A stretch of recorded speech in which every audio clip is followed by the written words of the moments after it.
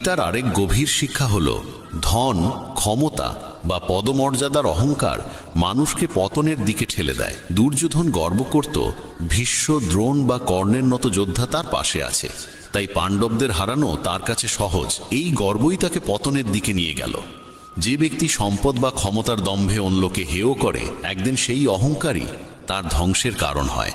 তাই যত বড়ই হও, যত সফলই হও, অহংকার যেন কখনো তোমাকে স্পর্শ না করে। শ্রীকৃষ্ণ অর্জুনকে আরও বোঝালেন যে মৃত্যু জীবনের অবশ্যম্ভাবী সত্য। মৃত্যু কখনোই এড়ানো যায় না, শুধু সময়টা কিছুটা এগোতে বা পিছোতে পারে। এই দেহ আসলে এক ভাড়াটে বাসার মতো, যেখানে আমরা সাময়িক অতিথি মাত্র। দেহের পরিণতি নিশ্চিত, কিন্তু আত্মা চিরন্তন এবং অবিনশ্বর। যে ঘটতে নির্ধারিত তা কোনো উপায় এড়িয়ে যাওয়া যায় না। যা ভাগ্যে নেই তা নিয়ে দুঃখে ডুবে থাকা বা উদ্বেগে ভোগা শুধু নিজের কষ্টই বাড়ায়। যে জন্মেছে সে মরবেই, আর যে মরেছে সে পুনর্জন্ম লাভ করবে। এই নিয়মের বাইরে কেউ নেই। তাই যেটা অবধারিত তার জন্য শোক করা একেবারেই অর্থহীন। সত্য থেকে মুখ ফিরিয়ে থাকা কখনো বুদ্ধিমানের কাজ নয়, কারণ জ্ঞানী মানুষের পরিচয় হলো সত্যকে গ্রহণ করার ক্ষমতা। মিথ্যেকে সত্য ভেবে জীবন কাটানো নিজেকেই প্রতারণা করা। অনেক সময় নিজের ব্যক্তিগত চিন্তাধারাই ভুল বোঝাবুঝির সৃষ্টি করে, তাই নিজের ভাবনা জোর করে অন্যের ওপর চাপিয়ে দেওয়া উচিত নয়। কাম, ক্রোধ ও লোভ, এই তিনকে বলা হয়েছে নরকের দ্বার। এই তিন যদি মানুষের মন দখল করে ফেলে, তবে জন্ম মৃত্যুর চক্র থেকে মুক্তি পাওয়া যায় না। যেমন আগুন ধাতুকে পরীক্ষা করে, তেমনি প্রতিকূলতা সাহসীদের পরীক্ষা নেয়। মানুষের প্রথম শত্রু কিংবা প্রথম বন্ধু তার নিজের মন। অতিরিক্ত কামনা মানুষের শান্তি কেড়ে নেয়, আর পরিশ্রম ছাড়া ভালো ফলের আশা করা যায় না। যদি ধর্মের পথে চলতে চাও, তবে ফলাফল নিয়ে চিন্তা না করে নির্ভয়ে নিজের কর্তব্য পালন করতে হবে। গীতার 22তম উপদেশ হল, যেখানে ভালোবাসা, সম্মান বা মূল্য নেই, সেখানে কখনো থাকা উচিত নয়। মহাভারতের যুদ্ধ শুরুর আগে শ্রীকৃষ্ণ শান্তির প্রস্তাব নিয়ে হস্তিনাপুর গিয়েছিলেন। তখন শকুনি দুর্যোধনকে বলেছিল যে কৃষ্ণকে সম্মান দেখাও, তাকে নিজের পক্ষে টেনে আনলে পাণ্ডবেরা দুর্বল হয়ে যাবে। দুর্যোধন কৃষ্ণকে তার গৃহে নিমন্ত্রণ জানিয়ে বলল তার আতিথ্য গ্রহণ করতে। কৃষ্ণ তখন বললেন, যে বাড়িতে গভীর ভালোবাসা থাকে বা যেখানে কোনো বড় বিপদে পড়া মানুষ শরণ নেয়, কেবল সেই দুই অবস্থাতেই অন্যের গৃহে আহার করা উচিত। দুর্যোধনের প্রতি তার কোনো ভালোবাসা নেই, আর কৃষ্ণ কোনো বিপদেও পড়েননি, তাই স্বার্থপর মানুষের বাড়িতে যাওয়া যায় না। এখান থেকেই শিক্ষা, যেখানে ভালোবাসা, সম্মান বা মূল্য নেই, সেখানে থাকা মানেই অপমান ডেকে আনা। মানুষকে থাকতে হবে সেই জায়গায় যেখানে তাকে সত্যিই শ্রদ্ধা করা হয়। গীতার 23তম উপদেশে বলা হয়েছে, মূর্খ ও দুষ্ট মানুষের কাছে জ্ঞান দেওয়া উচিত নয়। তারা তা সহ্য করতে পারে না, তাদের অহংকার আহত হয়, আর সময় এলে তারা সেই মানুষকেই ক্ষতি করে। মানব জীবন অত্যন্ত মূল্যবান, তাই এটিকে বিফলে নষ্ট করা ঠিক নয়। এমন কর্ম করতে হবে যা ভবিষ্যৎ প্রজন্মকে পথ দেখাবে। শ্রীকৃষ্ণ অর্জুনকে বলেন যে জীবনের মর্যাদা বোঝে এমন মানুষই জীবনের সঠিক মূল্য নির্ধারণ করতে পারে। নিজেকে শ্রেষ্ঠ করে তুলতে পারলে একদিন বিশ্ব তার মর্যাদা স্বীকার করবে। জীবন অতীতে নেই, ভবিষ্যতে নেই, জীবন আছে এই বর্তমান মুহূর্তে, তাই বর্তমানটিকেই আনন্দে বাঁচতে হবে। শ্রীকৃষ্ণ বলেন তিনি তার বহু জন্মের স্মৃতি মনে রাখেন, কিন্তু মানুষ সেই স্মৃতি ভুলে যায়। মানুষ নিজের জীবনকে যোগ্য করে তোলার মাধ্যমেই সুখ সাফল্য অর্জন করতে পারে। ঈশ্বর জীবনে বহু সুযোগ দেন, কিন্তু ইন্দ্রিয়ের দাস হয়ে মানুষ সেসব সুযোগ কাজে লাগাতে পারে না। সৎকর্মের সুযোগ কখনো হারানো উচিত নয়। যে ব্যক্তি প্রতিদানের আশা ছাড়া নিজের কর্তব্য করে, তার জীবনই সত্যিকার অর্থে সফল হয়। ভুল কাজের পর ভালো কাজ করলেও পূর্বের পাপের প্রতিক্রিয়া কোনো না কোনোভাবে ভোগ করতেই হয়। শ্রীকৃষ্ণ বলেন, সত্যিকারের যোগী সেই মানুষ যে নিষ্ঠার সঙ্গে নিজের কর্মকে ধর্ম বলে গ্রহণ করে, কিন্তু ফলাফলের প্রতি আসক্ত থাকে না। যে কর্মফল চায় না এবং অপছন্দও করে না, তাকেই সন্ন্যাসী বলা হয়। মানুষের জীবনে যে কোনো উচ্চ অবস্থান অর্জন করা সম্ভব যদি সে নিজের মনকে নিয়ন্ত্রণ করে এবং নিজের উপর আস্থা রাখে। ঈশ্বর দুর্বলতা দেন, কিন্তু মর্যাদা মানুষের নিজের মনই তৈরি করে। গীতার 24তম উপদেশে বলা হয়েছে, যতই ভালো হও না কেন, যদি খারাপ মানুষের সঙ্গ গ্রহণ করো তবে তাদেরই পরিণতি ভোগ করতে হবে। ভীষ্ম পিতামহ সচ্চরিত্র ছিলেন, দ্রোণ ছিলেন ব্রাহ্মণ, কিন্তু দুজনেই অধর্মের পাশে দাঁড়িয়েছিলেন। তাই শেষ পর্যন্ত তাদের মৃত্যু হল অত্যন্ত যন্ত্রণাদায়কভাবে। এর থেকেই বোঝা যায় খারাপ সঙ্গ কখনোই সুখ দেয় না। অনেক সময় শুধু তাদের পাশে থাকলেই তাদের কর্মফলের বোঝা বহন করতে হয়। তাই সব সময় উত্তম সঙ্গেই থাকা উচিত। গীতার 25তম উপদেশে বলা হয়েছে, যে মানুষ প্রতারণা করে তার পরিণতিও হয় অত্যন্ত করুণ।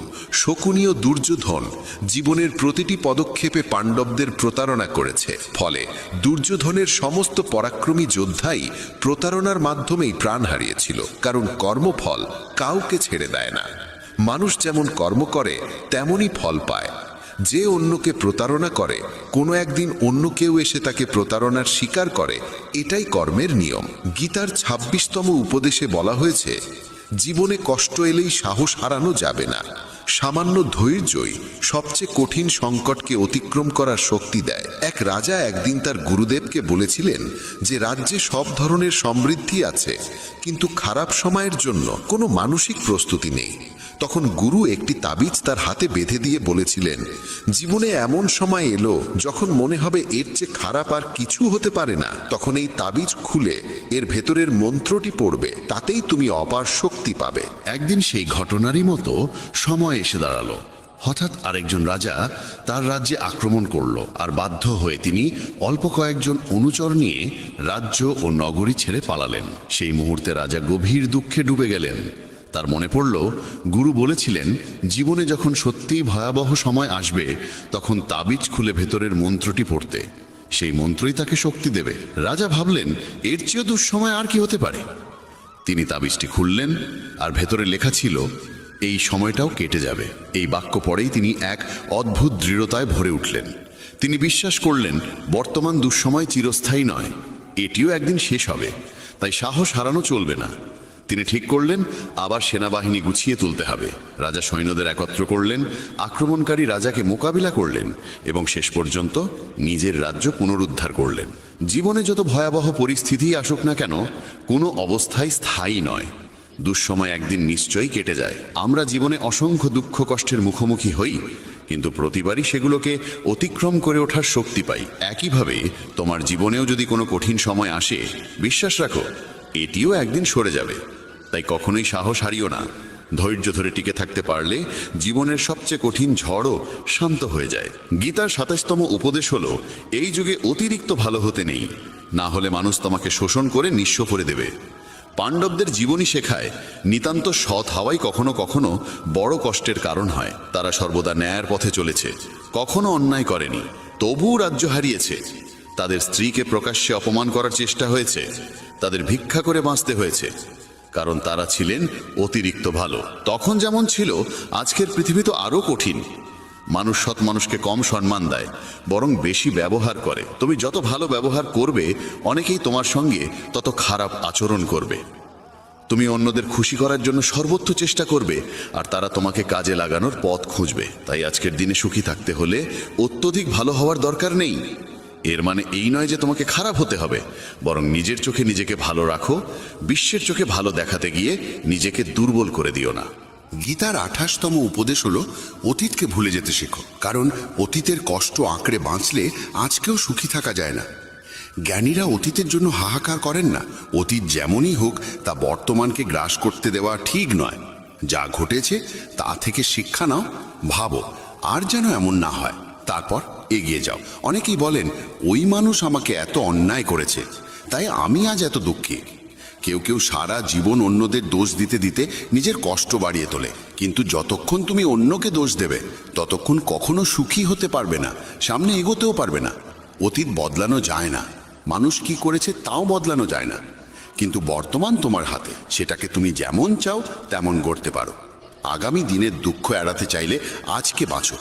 তুমি পৃথিবীতে কাউকে পাবে না যে ভবিষ্যতের ভরসায় সুখে থাকে। সুখী সেই যে আজকার মুহূর্তে নিজের জীবন কাটায়।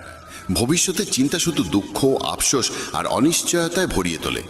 তাই যতটা সম্ভব অতীতকে ভুলে যাও এবং বর্তমানকে নিজের করে নাও। গীতার শিক্ষা বলছে ভবিষ্যতের ভয় দুঃখ কমে না, বরং ভয়ই সব শান্তি কেড়ে নেয়। তুমি কাকে ভয় করবে? কে তোমাকে মারতে পারে? তুমি দেহ নও, দেহ কেবল কর্ম সম্পন্ন করার মাধ্যম। তুমি আত্মা, অমর ও চিরন্তন। অসংখ্য জন্মে তুমি অসংখ্য দেহ ধারণ করেছ, আর এখন মানুষের শরীর পাওয়া তোমার পুণ্যের ফল। এই জীবনকে কাজে লাগানোর একমাত্র উদ্দেশ্য হলো সৎকর্ম, দয়া আর নিঃস্বার্থ সাহায্য করা। যে নিরন্তর ভক্তি ভরে ঈশ্বরকে স্মরণ করে সে অবশ্যই ঈশ্বরকে পায়। কেউ ঈশ্বরের অস্তিত্ব অস্বীকার করলেও তাতে তার কিছু যায় আসে না। মানুষের মন পবিত্র, কর্ম সৎ আর চরিত্র ভালো হওয়াই প্রকৃত যোগ্যতা। ঈশ্বর ভক্তির ক্ষুধার্ত। কেউ যদি ভালোবাসা ও ভক্তিসহ একটি পত্র, একটি ফুল, ফল বা জলও অর্পণ করে, ঈশ্বর তা গ্রহণ করেন। ভক্তি নেই এমন অর্ঘ্য যতই বাহুল্যপূর্ণ হোক মূল্যহীন। নিঃস্বার্থ সাহায্য, দানকে সেবা হিসেবে গ্রহণ করা, পক্ষপাতবিহীন সিদ্ধান্ত এবং কর্তব্য পালন, এসবই ঈশ্বর ভক্তির সমান। এরাই ঈশ্বরের প্রিয়। তাকে ভালোবাসবে তা গভীরভাবে ভাবা জরুরি, কারণ যে ভালোবাসার মূল্য বোঝে না তার কাছ থেকে দূরে থাকাই শান্তির পথ। আজকাল অনেকেই ভালোবাসার নাম করে সবচেয়ে বেশি কষ্ট দেয়। প্রেম, যা স্বভাবতই পবিত্র, মানুষের স্বার্থ আর অসচেতনতার কারণে বিষের মতো তিক্ত হয়ে যায়। অনেকেই বিশ্বাস আর মমতাকে ব্যবহার করে অন্যের হৃদয় ভেঙে দেয়। তুমি যদি কাউকে সত্যিই ভালো না বাসো, তবে সে কখনোই তোমাকে আঘাত করতে পারবে না। যে সম্পর্কই হোক, যদি তুমি কাউকে সীমাহীন ভালোবাসো আর সে যদি সেই ভালোবাসার যোগ্য না হয়, তবে তার বিনিময়ে কেবলই দুঃখ ও যন্ত্রণা ফিরে আসে। প্রেম নিজে কোনোদিন কষ্টের কারণ হয় না। কষ্ট দেয় সেই মানুষ যে তোমার মমতার মূল্য দিতে অক্ষম। তাই ভালোবাসতে হলে এমন কাউকে ভালোবাসো যে তোমার হৃদয়ের ভাষা বুঝবে এবং তোমার অনুভূতিকে সম্মান করবে। আর যখনই বুঝবে যে তোমার ভালোবাসার মানুষ তোমার অনুভূতির কদর করে না, তখন সেখান থেকে সরে যাওয়াই তোমার জন্য সবচেয়ে বুদ্ধিমানের সিদ্ধান্ত। গীতার 29তম উপদেশে বলা হয়েছে যে মানুষ বারবার তোমায় আঘাত দেয় তাকে কখনোই ক্ষমা করা উচিত নয়। যুধিষ্ঠির বহুবার দুর্যোধনকে ক্ষমা করেছিলেন, আর এর ফলেই তার জীবনে অসংখ্য দুঃখ ও বিপর্যয় নেমে এসেছিল। কেউ একবার ভুল করলে তাকে ক্ষমা করা যায়, কিন্তু বারবার একই ভুল করলে বুঝতে হবে সেটা ভুল নয়, সেটাই তার স্বভাব। তারা এমনই এবং ভবিষ্যতেও তোমার সঙ্গে একই আচরণ করবে। তাই অযথা অতিরিক্ত ভালো হওয়া ঠিক নয়। ক্ষমা করা আর বোকা হয়ে যাওয়ার মধ্যে বিশাল পার্থক্য আছে। কাউকে একবার ক্ষমা করলেও তার প্রতি সতর্ক থাকা দরকার। বলা হয় একই মানুষকে দুবার পরীক্ষা করা নিজের মুখে ধুলো দেওয়ার মতো। যে তোমাকে একবার প্রতারণা করেছে বা ভুল করে হলেও ব্যথা দিয়েছে, তাকে অন্ধভাবে বিশ্বাস করা উচিত নয়। তাই এমনভাবে ক্ষমা করবে যাতে কখনো বোকা না শোনাও, আবার নিজের শত্রু তৈরি করো না। গীতার আরেকটি শিক্ষা বলে, যে তোমাকে প্রতারিত করে বা ধোঁকা দেয় তাকে নিয়ে দুঃখ বা রাগ বাড়িয়ে লাভ নেই, বরং বুঝে নিতে হবে মানুষকে চোখে দেখে কখনো চিনে নেওয়া যায় না।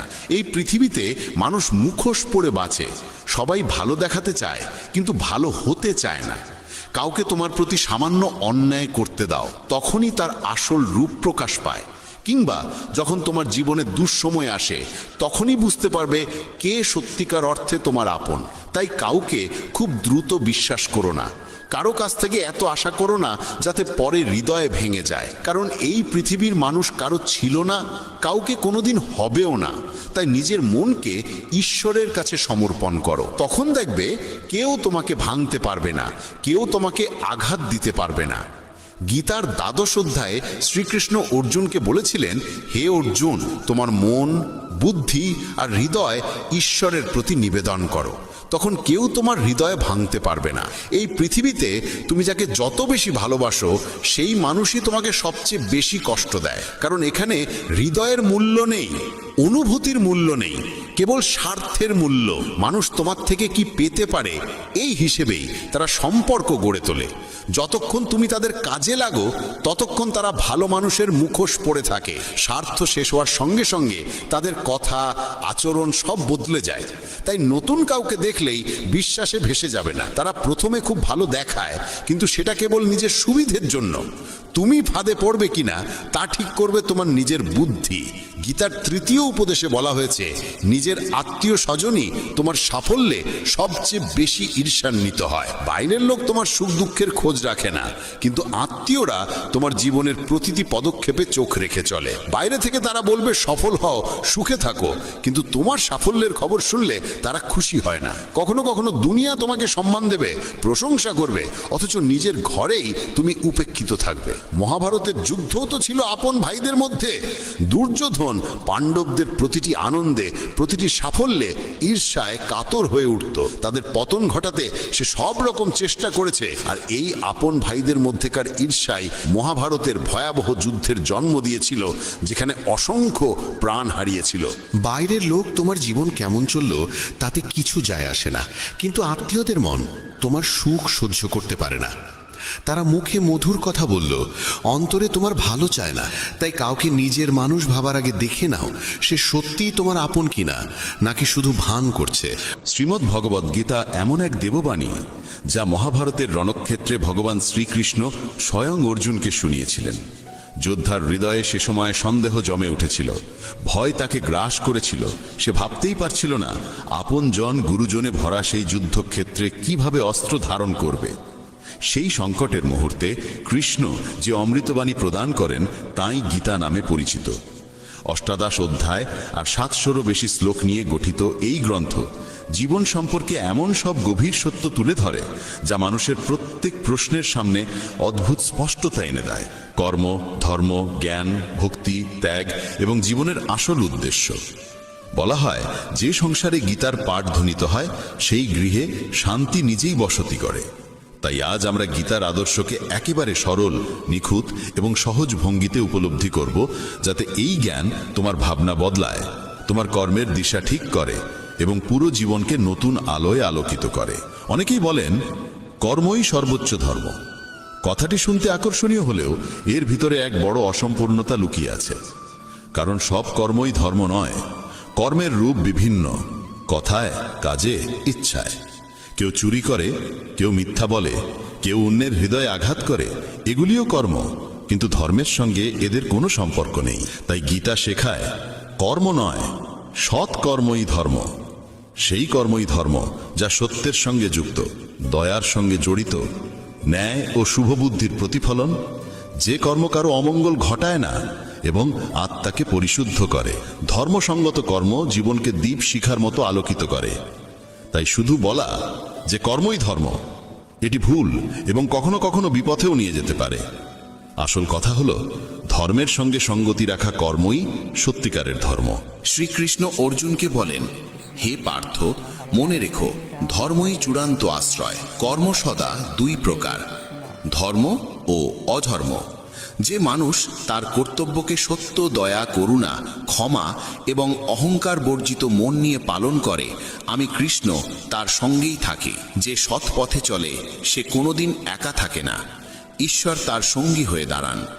মানুষ জন্মেছে কর্ম করার জন্য, কর্ম এড়িয়ে থাকা যায় না, কিন্তু প্রকৃত পার্থক্য হচ্ছে কর্মের উদ্দেশ্য ও কর্মের ভেতরের অনুভূতিতে। শুভ কর্ম মানুষকে আত্মিক উন্নতিতে নিয়ে যায়, আর ভুল কর্ম ধীরে ধীরে নিজেরই জীবনকে ভেঙে দেয়। নির্বাচন মানুষের নিজের হাতে, সে কোন পথে যাবে। গীতার মূল মর্ম হল নিষ্কাম কর্ম, অর্থাৎ ফলের মোহ রেখে নয়, কর্তব্য পালন করা। যখন তুমি তোমার কাজ করো আর ফলের চিন্তা ছেড়ে দাও, তখনই তুমি সত্যিকার অর্থে মুক্ত হও। কারণ ফলের প্রকৃত অধিকারী ঈশ্বর। আমাদের কাজ কেবল সৎভাবে, দয়া নিয়ে, সত্যনিষ্ঠ মনে কর্ম সম্পাদন করা এবং তাকে ঈশ্বরের কাছে সমর্পণ করে দেওয়া। এতে মন পরিষ্কার হয়, কর্মের বোঝা হালকা হয়ে যায় এবং জীবন সহজ হয়ে ওঠে। নিষ্কাম কর্মের অর্থ ফলকে অস্বীকার করা নয়, বরং কর্মের মুহূর্তে মনকে সেই ফলের উদ্দেশ্যের জালে আটকে না রাখা। ধর্ম সেই আলো যা মানুষকে সত্যের পথে নিয়ে যায়, যা আত্মাকে সুগন্ধিময় করে, যা সমাজে প্রেম, ন্যায় আর সৌহার্দ্য ছড়িয়ে দেয়। অধর্ম জন্মায় অহংকার, ক্রোধ, ঘৃণা আর লোভের অন্ধকার থেকে, যা অন্যের কষ্টের কারণ হয়। কেউ যদি সেবার নামে ধর্মের আড়ালে অহংকার লুকিয়ে রাখে, তবে তা কেবল আচরণ, ধর্ম নয়। কিন্তু যদি ক্ষুদ্রতম সেবাও নিঃশব্দে বিনয় আর দয়া নিয়ে করা হয়, তবেই তা সত্যিকার ধর্মের রূপ নেয়। গীতা আমাদের শেখায় সত্য, দয়া, সাম্য, ক্ষমা এইসব গুণকে অন্তরে ধারণ করতে। এরা সেই বীজ যা সাধারণ কর্মকে ধর্মরূপে রূপান্তরিত করে। গীতায় 3টি পথের কথা বলা হয়েছে: কর্মযোগ, জ্ঞানযোগ ও ভক্তিযোগ। কর্মযোগ শেখায় নিষ্ঠা ও দায়িত্বপূর্ণ কর্ম। জ্ঞানযোগ শেখায় আত্মার চিরন্তন সত্য উপলব্ধি। ভক্তিযোগ শেখায় ঈশ্বরের প্রতি নিঃশর্ত প্রেম ও আত্মসমর্পণ। কেবলমাত্র এক পথে চললে দিশাহীনতা আসে। কর্মে জ্ঞান না থাকলে কর্ম সীমাবদ্ধ হয়ে যায়। জ্ঞান থাকলেও ভক্তির স্নেহ না থাকলে জীবন শুষ্ক হয়ে পড়ে। তাই এই 3 পথ একত্রে জীবনকে সার্থক করে। যখন অর্জুন যুদ্ধক্ষেত্রে দাঁড়িয়ে দ্বিধার টানাপোড়েনে ভেঙে পড়েছিল, সেই মুহূর্ত মানুষের জীবনের বহু সংকটের প্রতিচ্ছবি। যখন সম্পর্ক, অনুভূতি আর দায়িত্ব একে অপরের বিপরীতে দাঁড়ায়, তখন মন পথ হারায়। গীতা তখনই বলে, প্রথমে নিজের কর্তব্যকে চিনে নাও, তারপর সিদ্ধান্ত নাও। কৃষ্ণ অর্জুনকে শুধু চোখের সামনে থাকা সত্য নয়, জীবনের বৃহত্তর সত্য দেখতে শেখান। আত্মার অমরত্ব, ধর্মের মহিমা এবং কর্মফলের চিরন্তন বিধান। আমাদের দৈনন্দিন জীবনেও পরিবার, কাজ, সমাজ সবই কখনো কখনো কঠিন পরীক্ষায় ফেলতে পারে। গীতা শেখায়, ভয় আর সন্দেহের অন্ধকারে ডুবে না গিয়ে আমাদের উচিত যুক্তি, বিবেক আর ধর্মকে ভিত্তি করে পথ নির্বাচন করা। শ্রীকৃষ্ণ বলেন, যে মানুষ সত্যে স্থির, দয়ারসে সিক্ত, আত্মনিয়ন্ত্রিত, অহংকারহীন এবং সকল প্রাণীর প্রতি সমান করুণা রাখে, সে আমার পরম প্রিয়। তার জীবন সরল, সত্যভিত্তিক এবং গভীর প্রভাবশালী। এমন মানুষের পাশে আমি সর্বদা থাকি। সত্যবাদিতা, দয়া, ক্ষমাশীলতা, নম্রতা, কর্তব্যনিষ্ঠা, সন্তুষ্টি, এই গুণগুলো মানুষকে নির্মল করে এবং জীবনকে স্থায়ী শান্তিতে ভরিয়ে তোলে। কৃষ্ণ বলেন, কর্ম করো, কিন্তু ফলের মোহে নিজেকে বেঁধে ফেলো না। ফলের দাসত্ব থেকে মুক্ত হওয়া মানেই মনকে শান্ত রাখা, আবেগকে স্থির করা। আমরা বীজ বপন করি, কিন্তু গাছের জন্ম আর ফলের সময়, এ দুটোই ঈশ্বর ও সময়ের দান। তাই সর্বোচ্চ চেষ্টা করো, কিন্তু ফলকে নিজের বলে দাবি করো না। এতে কর্ম পবিত্র হয়ে ওঠে। কোনো কাজ শুরু করার আগে তার ভালো মন্দ পরিণতি ভেবে নাও। দেখো যে কর্মটি অন্যের ক্ষতি করবে কিনা। প্রত্যেক কাজে নম্রতা রাখো, ভান নয়, সত্যিকারের সহানুভূতি রাখো। কর্তব্যে সততা রাখো আর কর্মকে ঈশ্বরের কাছে অর্পণ করো। দিনের শেষে নিজের কাজগুলোর দিকে ফিরে তাকাও। আজ কি আমার কোনো কর্ম কারো অমঙ্গল করেছে, নাকি সত্যের পথে ছিলাম? এই আত্মপরীক্ষাই সাধারণ কর্মকে ধর্মের রূপ দেয়। গীতার আরেকটি মহাসত্য হল, আসল শান্তি ও আনন্দ বাইরে নয়, অন্তরের গভীরে।